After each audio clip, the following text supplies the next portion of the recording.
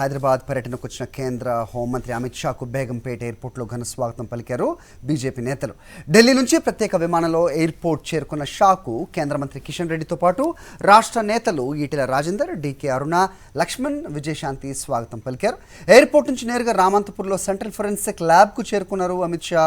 అక్కడ కొత్తగా ఏర్పాటు చేసిన ల్యాబ్ను ప్రారంభించారు. అనంతరం అక్కడి సదుపాయాలపై సిబ్బందిని వివరాలు అడిగి తెలుసుకున్నారు.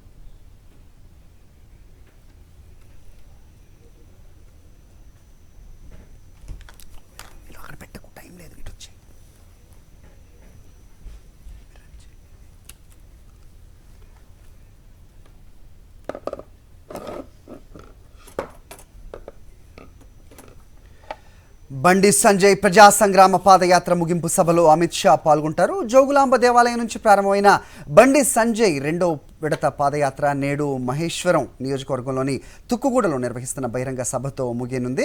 సాయంత్రం 5 గంటలకు శంషాబాద్ నోవెటెల్కు అమిత్ షా చేరుకుంటారు. సాయంత్రం 6:30 గంటలకు తుక్కుగూడ బహిరంగ సభ ప్రాంగణానికి చేరుకుంటారైనా.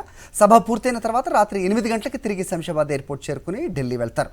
కేంద్రం తెలంగాణకు ప్రత్యేకంగా ఏం చేయబోతుంది అనే విషయాన్ని అమిత్ షా ప్రకటిస్తారని కాషాయ శ్రేణులు అంటున్నాయి. పార్టీ బలోపేతంపై క్యాడర్కు అమిత్ షా దిశానిర్దేశం చేయనున్నారు. నేతలు ప్రజల్లోకి వెళ్లాలని పిలుపునిచ్చే అవకాశం ఉంది.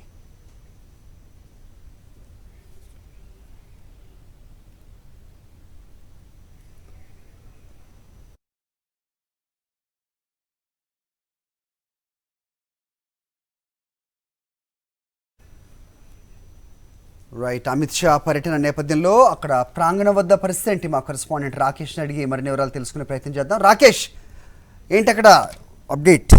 అరే మరికొద్దిసేపట్లోనే బండి సంజయ్ ప్రజా సంగ్రామ యాత్ర రెండో విడతకు సంబంధించి ప్రారంభం కాబోతోంది. ఇది చివరి రోజు ఈ రెండో విడత పాదయాత్రగా చెప్పుకోవచ్చు. నిన్న రాత్రి దేవేంద్ర గౌడ్ యొక్క విద్యాలయంలో కూడా బస చేయడం జరిగింది. మరికొద్దిసేపట్లోనే ఆయన అక్కడి నుంచి పాదయాత్రగా బయలుదేరి సభాస్థలికి చేరుకుంటున్నారు. 4:30 గంటల ప్రాంతంలో కూడా ఆయన పాదయాత్ర ప్రారంభించే అవకాశం ఉంది. ప్రస్తుతం సభాస్థలం నుంచి దేవేంద్ర విద్యాలయానికి సంబంధించి దాదాపుగా 1.5 కిలోమీటర్ ఉంటే దాదాపుగా ఒక హాఫ్ అన్ అవర్ నుంచి 40 మినిట్స్ నడిచే అవకాశం ఉంది. అంటే 5:10, 5:20 కల్లా కూడా సభాస్థలికి చేరుకుంటారు. ఇక 6:20కి సరిగ్గా కూడా అమిత్ షా చేరుకోబోతున్నారు. ఇప్పటికే పార్టీకి సంబంధించిన ముఖ్య నేతలందరూ కూడా సభాస్థలికి వస్తూ ఉన్నారు. ప్రస్తుతం ఎండ తీవ్రత దృష్ట్యా కూడా పెద్దగా జనాలు ఇక్కడికి రాకపోయినప్పటికీ, సభ లోపలికి రాకపోయినప్పటికీ ఈ చుట్టుపక్కల ఉన్న చెట్ల దగ్గర అందరూ కూడా వేచి చూస్తున్నారు. కొంత వాతావరణం చల్లబడిన తర్వాత అందరూ కూడా గ్రౌండ్ లోపలికి వెళ్ళే అవకాశం అయితే కనిపిస్తూ ఉంది. పూర్తి స్థాయిలో కూడా భారీ ఏర్పాట్లు అయితే చేయడం జరిగింది. ఎండాకాలం దృష్ట్యా కూడా ప్రత్యేక జాగ్రత్తలు అయితే తీసుకున్నా ఉన్నారు. ముఖ్యంగా సభకు వచ్చే వారందరూ కూడా పార్కింగ్ ఇబ్బందులు కాకుండా చూసేందుకు సభకు ఇరువైపులా కూడా పార్కింగ్ ఏర్పాట్లు చేయడం జరిగింది. పూర్తి స్థాయిలో కూడా పాసులు అప్లికేషన్ చేయడం జరిగింది. ఏ పాసులకు ఆ పాసుల వరకు కూడా బాక్సుల రూపంలో కూడా ఇక్కడ లోపల కూర్చోవడానికి ఏర్పాటు చేశారు. కార్యకర్తలందరూ కూర్చోవడానికి ఒక దగ్గర, అలాగే విఐపీలు, వివిఐపీలు, అలాగే సంబంధించిన ఏవైతే బీజేవైఎం కానీ ఇతర ఏవైతే మోర్చాలు ఉన్నాయో బీజేపీకి సంబంధించి అవన్నీ కూడా వారందరూ కూడా కూర్చోవడానికి లోపల ఏర్పాటు చేశారు. ఇక పూర్తి స్థాయిలో కూడా మనకి చూస్తూ ఉన్నాం. గ్రౌండ్కు సంబంధించి ఏరియా అంతా కూడా మొత్తం కాషాయ జెండాలతో కూడా రెపరెపలాడుతున్న సిచ్యువేషన్ ఇక్కడ ఒక దృశ్యం అయితే మనకు కనిపిస్తూ ఉంది. నేతలందరూ కూడా కాషాయ కండులతో లోపలికి వెళ్తూ ఉన్నారు. చాలామంది కూడా క్యాప్స్ అలాగే ఫ్లాగ్స్ పట్టుకొని, బీజేపీకి సంబంధించిన ఫ్లాగ్స్ పట్టుకొని లోపలికి వెళ్తున్న దృశ్యాలు అయితే కనిపిస్తూ ఉన్నాయని కూడా చెప్పుకోవచ్చు. అమిత్ షా రానున్నతో కూడా ఇటు మరోసారి పోలీసు భద్రత కూడా భారీ ఏర్పాటు చేయడం జరిగింది. సెక్యూరిటీ పరంగా కూడా అన్ని జాగ్రత్తలు తీసుకుంటూ ఉన్నారు. మీడియా అయినప్పటికీ సంబంధించిన ఐడి కార్డు, సంస్థకు సంబంధించిన ఐడి కార్డు చూపితేనే లోపలికి పంపిస్తున్న పరిస్థితి అయితే కనబడతా ఉందని కూడా చెప్పుకోవచ్చు. ఇక దీనికి సంబంధించి ఈ సభ ద్వారా బీజేపీ ఏం చెప్పదలుచుకుందనే ఒక సస్పెన్స్, ఉత్కంఠ కొనసాగుతూ ఉంది. ఇప్పటికీ అమిత్ షా రాకకు సంబంధించి అయితే అటు టీఆర్ఎస్ కానీ కాంగ్రెస్ నుంచి కానీ తీవ్ర స్థాయిలో విమర్శలు వస్తూ ఉన్నాయి.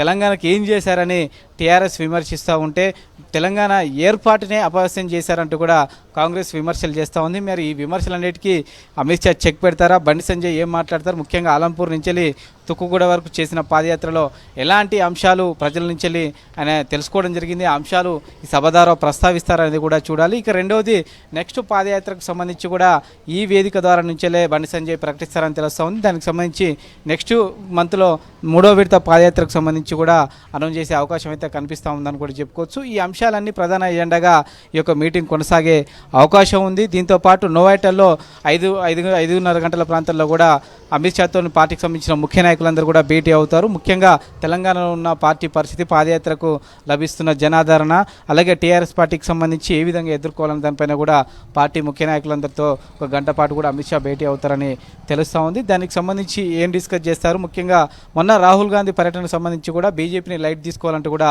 రాహుల్ గాంధీ సభా వేదిక నుంచే మాట్లాడడం జరిగింది. వాటన్నిటి కూడా చెక్ పెడతారు, కౌంటర్ ఇస్తారని తెలుస్తూ ఉంది.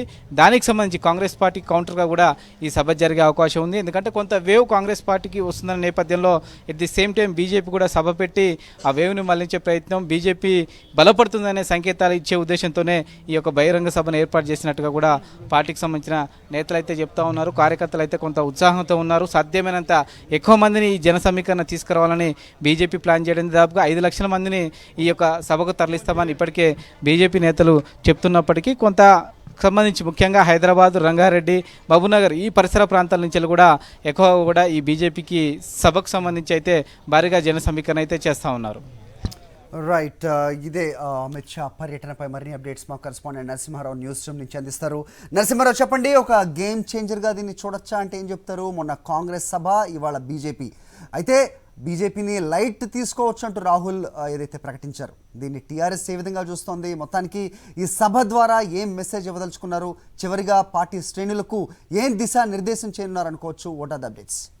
ఖచ్చితంగా హరి, తెలంగాణ రాజకీయాలకు సంబంధించినంత వరకు కొంత ఇంపార్టెంట్ సమావేశమే ఈరోజు జరుగుతుందని చెప్పుకోవచ్చు. ముఖ్యంగా బీజేపీ తాము ఇప్పటికే టీఆర్ఎస్కు ప్రత్యామ్నాయంగా ఉన్నామని చెప్పుకుంటుంది. ఇటీవల జరిగిన ఉప ఎన్నికల్లో కానీ, జిహెచ్ఎంసీ ఎలక్షన్స్లో కానీ ఈ పార్టీకి సంబంధించినంత వరకు కొంత మంచి ఫలితాలు సాధించిన నేపథ్యంలో మేము రేసులోనే ఉన్నామన్న అంశాన్ని పదే పదే చెప్తూ వస్తుంది. కానీ ఇప్పుడు కాంగ్రెస్ పార్టీ లేదు, రాజకీయాలు మారాయి, ఖచ్చితంగా ప్రజలు కాంగ్రెస్ వైపు చూస్తున్నారు. రాహుల్ గాంధీ వరంగల్ సభ తర్వాత పూర్తిగా పరిణామాలు మారాయని చెప్పేసి కాంగ్రెస్ పార్టీ భావిస్తుంది. ఈ పరిణామాల నేపథ్యంలో వరుసగా జాతీయ పార్టీల నేతలు తెలంగాణకు రావడం, హైదరాబాద్ పరిసర ప్రాంతాల్లో సమావేశాలు నిర్వహిస్తున్న నేపథ్యంలో వీటికి కౌంటర్గా అధికార టీఆర్ఎస్ పార్టీకి సంబంధించి ముఖ్యంగా వర్కింగ్ ప్రెసిడెంట్గా ఉన్న కేటీఆర్ రెగ్యులర్గా ఇటు రాహుల్ గాంధీని, అదేవిధంగా అమిత్ షా, నడ్డాపై విమర్శలు చేస్తున్న పరిస్థితి కనిపిస్తుంది. అయితే ఇప్పుడు ఈరోజు జరిగే సమావేశంలో మరి కాసేపు అంటే 6 గంటల ప్రాంతంలో అమిత్ షా హాజరవుతున్న ఈ సమావేశంలో 2 గంటల పాటు ఆయన పాల్గొంటారు. ఈ 2 గంటలు ఆయన ఏం చెప్తారు, ఎలాంటి వ్యాఖ్యలు చేస్తారనేది తెలంగాణలో దాదాపు అన్ని రాజకీయ పార్టీలు ఆసక్తిగా ఎదురు చూస్తున్నాయని మనం చెప్పుకోవచ్చు. ఒకటి, పదే పదే మనకు వినిపిస్తున్న విమర్శ కానీ టీఆర్ఎస్ నుంచి కానీ, అదేవిధంగా ఈరోజు రేవంత్ రెడ్డి కూడా బహిరంగ లేఖ రాశారు అమిత్ షాకు. సో ఉన్న ప్రధానమైన ఆరోపణ, తెలంగాణకు బీజేపీ ప్రభుత్వం ఏమీ చేయట్లేదు, కేంద్ర ప్రభుత్వం ఏ ఒక్క హామీని అమలు చేయట్లేదు, కేవలం అసత్య ప్రచారం చేస్తున్నారు తప్ప తెలంగాణ విషయానికి వస్తే మాత్రం ఇటు ప్రాజెక్టుల విషయంలో కానీ, తెలంగాణ ఐటీకి సంబంధించినంత వరకు కానీ, ధాన్యం కొనుగోలు కానీ, ఇతర విషయాలకు సంబంధించినంత వరకు ఏ విషయాలపైన కూడా ఈ రోజు వరకు కూడా బీజేపీ స్పష్టంగా తెలంగాణకు ఏమీ చేయలేదని విమర్శలు వస్తున్న నేపథ్యంలో అమిత్ షా సాయంత్రం జరిగే బహిరంగ సభలో వీటన్నిటికీ సంబంధించి ఒక క్లారిటీ ఇస్తారని చెప్పేసి పార్టీ నేతలు అంటున్నారు. 2 విషయాలపైన ఆయన డైరెక్షన్స్ ఇవ్వబోతున్నారు. ఒకటి, రాజకీయంగా కొన్ని విమర్శలు చేస్తారు. రెండోది, సొంత పార్టీ నేతలకు కూడా ఆయన కొన్ని విషయాలపై స్పష్టత ఇవ్వనున్నట్టుగా మనకు కనబడుతుంది.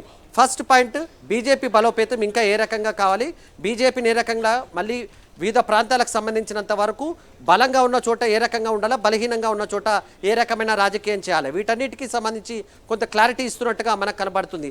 పట్టణ ప్రాంతాలకు సంబంధించినంత వరకు మనం ప్రతిసారి చూసినట్టు బీజేపీ కొంత బలంగా ఉన్నట్టు కనపడుతున్న, గ్రామీణ ప్రాంతాలకు సంబంధించినంత వరకు కొంత బీజేపీ ఎప్పుడు బలంగా లేదన్న విమర్శ ఉంది. సో ఈసారి అమిత్ షా ఏం చెప్పబోతున్నారంటే పార్టీ నేతలకు, మీరు ఆ ప్రాంతాలకు సంబంధించి చేరికలు చేసుకోవాలి. అక్కడ వివిధ పార్టీలకు సంబంధించిన నేతలు కొంత అసంతృప్తిగా ఉన్నారు, ముఖ్య నేతలు ఉన్నారు, మాజీ మంత్రులు ఉన్నారు, మాజీ ఎమ్మెల్యేలు ఉన్నారు. వీళ్ళందరినీ పార్టీలో చేర్చుకునేందుకు ఏ రకమైన చర్యలు తీసుకోవాలనే అంశాలపైన కూడా డైరెక్షన్ ఇచ్చే అవకాశం ఉంది. బహిరంగ సభకు ముందు 5 గంటల నుంచి 6 గంటల వరకు పార్టీ కోర్ కమిటీ సమావేశం జరగబోతుంది. ఆ కోర్ కమిటీ సమావేశంలోనే పార్టీకి ఒక డైరెక్షన్ అమిత్ షా ఇస్తున్నట్టుగా మనకు సమాచారం ఉంటుంది. ప్రధానమైన డైరెక్షన్, పార్టీలకు చేరికలకు సంబంధించి ఖచ్చితంగా చేరికలను ప్రారంభించాలి. ఇంకా వచ్చే ఏడాది తెలంగాణలో ఎలక్షన్స్ ఉన్న నేపథ్యంలో దాన్ని దృష్టిలో పెట్టుకొని ఏ ప్రాంతాల నుంచి చేరికలు ఉండాలి, దానిపైన ఒక క్లారిటీ ఇస్తారని తెలుస్తుంది. రెండో అంశం, కొత్తగా చేర్చుకున్న నేతలను సద్వినియోగం చేసుకోవట్లేదని ఒక విమర్శ ఉంది. ఈటల రాజేందర్ ఇటీవల కాలంలో ఢిల్లీకి వెళ్లారు. అక్కడ బీజేపీకి సంబంధించిన కొంతమంది ముఖ్యమైన నేతలతో భేటీ అయినప్పుడు తాను పెద్ద నాయకుడిగా బీజేపీలో చేరి బై ఎలక్షన్లో అధికార టీఆర్ఎస్ పార్టీని ఓడించి గెలిచినప్పటికీ తనకు సంబంధించినంత వరకు కానీ లేకపోతే సేవలు ఉపయోగించుకోవట్లేదు, చేరికల విషయంలో కొంత ఆటంకాలు కల్పిస్తున్నారని ఆయన కొంత ఫిర్యాదు చేస్తున్నట్టుగా తెలిసింది. సో దీనిపైన కూడా అమిత్ షా డైరెక్షన్ ఇవ్వబోతున్నారు. బీజేపీకి ఇతర రాజకీయ పార్టీలకు కొంత తేడా ఉంటుంది. ఇక్కడ మొదటి నుంచి పార్టీలో ఉన్న వారికి కొంత ప్రాధాన్యత ఉంటుంది కనుక దీన్ని కూడా ఆయన కొంత క్లారిటీ ఇస్తారు. పాత కొత్త నేతల మధ్య ఎక్కడ గ్యాప్ రాకుండా ఏ రకమైన చర్యలు తీసుకోవాలి. 70 సీట్లకు సంబంధించినంత వరకు టీఆర్ఎస్కు కొంత బలంగా ఉందని ఆ పార్టీ ప్రచారం చేస్తున్న నేపథ్యంలో 60 నుంచి 70 సీట్లపైన పూర్తిగా దృష్టి సారించాలని అమిత్ షా బీజేపీ నేతలకు డైరెక్షన్ ఇచ్చే అవకాశం ఉంది. 70 సీట్లకు ఇప్పటికే ఒక లిస్టును ఒకటి బీజేపీ ప్రిపేర్ చేసుకుంది. ఆ లిస్టుకి సంబంధించి అభ్యర్థులకు సంబంధించి ప్రతి నియోజకవర్గానికి 3 అభ్యర్థులకు రేస్లో ఉన్నట్టుగా ఒక లిస్టు ప్రిపేర్ చేసి అది ఈరోజు అమిత్ షాకు అందజేస్తున్నారు. 3 నేతలు ఉన్నారు, వీళ్ళను ఎవరిని ఇవ్వచ్చు అనే విషయానికి సంబంధించినంత వరకు కొంత పరిశీలన చేయాలి. సో 70 సీట్లు అనేది టార్గెట్గా బీజేపీ ముందుకెళ్లే అవకాశం ఉంది. ఈసారి ఖచ్చితంగా మనం అనుకున్నది సాధిస్తాము. ఎట్లయితే ఎంపీ ఎలక్షన్లో మంచి ఫలితాలు తెలంగాణలో సాధించాము, ఈసారి అసెంబ్లీ ఎలక్షన్లో కూడా అలాంటి పరిస్థితి ఉంటుంది కనుక దానికి సంబంధించి కూడా కోర్ కమిటీలో ఈ రకమైన లిస్టుకు సంబంధించి ఒకటి ప్రిపేర్ చేసి ఇది చాలా ఇంట్రెస్టింగ్గా ఉంటుంది. 70 నియోజకవర్గాలకు సంబంధించి ప్రతి నియోజకవర్గం నుంచి 3 అభ్యర్థుల ఎంపికకు సంబంధించినంత వరకు ఈ లిస్టును పూర్తి రహస్యంగా ఉంచారు. ఎక్కడ ఇప్పటివరకు లీక్ కాలేదు. నేరుగా ఇది అమిత్ షాకు అందజేస్తారు. అమిత్ షా దీన్ని పరిశీలించిన తర్వాత ఈ రోజు జరిగే సమావేశంలో కొంత క్లారిటీ ఏదైనా ఇస్తారని తెలుస్తుంది. సో ఇది అంతర్గతంగా బీజేపీకి ఉన్న పాలిటిక్స్ సంబంధించి బీజేపీలో ఉన్న పరిస్థితి. సో అమిత్ షాకు సంబంధించినంత వరకు ఇద్దరు రెగ్యులర్గా విమర్శిస్తున్నారు. ఒకటి ఇక్కడ అధికార టీఆర్ఎస్ పార్టీ, రెండోది కాంగ్రెస్ పార్టీ. రెండు కూడా ఏమంటున్నాయంటే కాంగ్రెస్ పార్టీ ఏమో బీజేపీ టీఆర్ఎస్ కలిసి ఉన్నాయి, ఈ 2 పార్టీలు వేరువేరు కావు, కలిసి ఇటు కేంద్రంలో బీజేపీ పన్నులు పెంచుతుంది, దాన్ని ఇక్కడ కేసీఆర్ అమలు చేస్తారు. కేసీఆర్ గతంలో కూడా మోడీ చేసిన ప్రతి పనిని కూడా మద్దతు పలికారు. మోదీకి చాలా విషయాల్లో మద్దతు ఇచ్చిన నేపథ్యంలో ఇద్దరు వేరు కారు, ఇద్దరు ఒకటే అనే అంశాన్ని తెరపైకి తీసుకొచ్చారు. ఇటీవల రాహుల్ గాంధీ కూడా ఈ 2 పార్టీలు కూడా ఒకటే అనే అంశాన్ని తెరపైకి తీసుకొచ్చిన నేపథ్యంలో అమిత్ షా ఈ 2 పార్టీలకు సంబంధించి ఒక క్లారిటీ ఇవ్వబోతున్నారు. బీజేపీ సొంతంగా ఉంటుంది, ఎవరితో ఎక్కడిక్కడ పొత్తులు కానీ ఎలాంటి అవకాశం లేదు, ఖచ్చితంగా ఒంటరిగానే ఉంటుంది. అధికార టీఆర్ఎస్ పార్టీకి ఖచ్చితంగా దూరంగా ఉంటాను, ఆ పార్టీతో ఎట్టి పరిస్థితుల్లో కూడా కలిసిపోయే అవకాశం లేదనే అంశాన్ని కూడా ఒక ఇండికేషన్ ఇవ్వాలని అమిత్ షా భావిస్తున్నారు. ఎందుకంటే పదే రాహుల్ గాంధీ తన సమావేశాల్లో ఇదే విషయాన్ని ఇక్కడ చెప్పిపోయారు. కాంగ్రెస్ పార్టీ ఎవరితో పొత్తు పెట్టుకోదని చెప్పారు కనుక ఆ విషయానికి సంబంధించి కొంత బీజేపీ పైన ఆయన విమర్శలు చేసిన నేపథ్యంలో దానిపైన క్లారిటీ ఇస్తారు.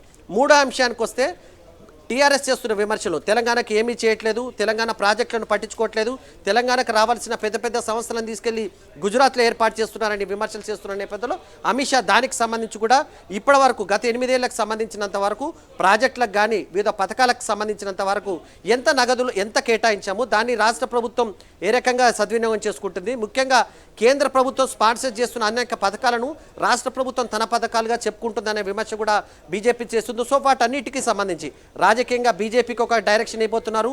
విపక్షాలకు సంబంధించి ముఖ్యంగా అధికార టీఆర్ఎస్కి కాంగ్రెస్ సంబంధించి కొంత వాళ్ళు చేస్తున్న విమర్శలకు స్పష్టత ఇస్తారు. 3వది తెలంగాణకు మేమేం చేసాం, భవిష్యత్తులో అధికారంలోకి వస్తే ఏం చేస్తామన్న అంశాలపైన కూడా అమిత్ షా క్లారిటీ ఇచ్చే అవకాశం ఉన్నట్టుగా మనకు కనిపిస్తుంది. హరి. ఓకే నరసింహారావు, మరోవైపు సెంట్రల్ ఫోరెన్సిక్ ల్యాబ్ నుంచి అమిత్ షా బయలుదేరినట్టుగా తెలుస్తోంది. నరసింహారావు,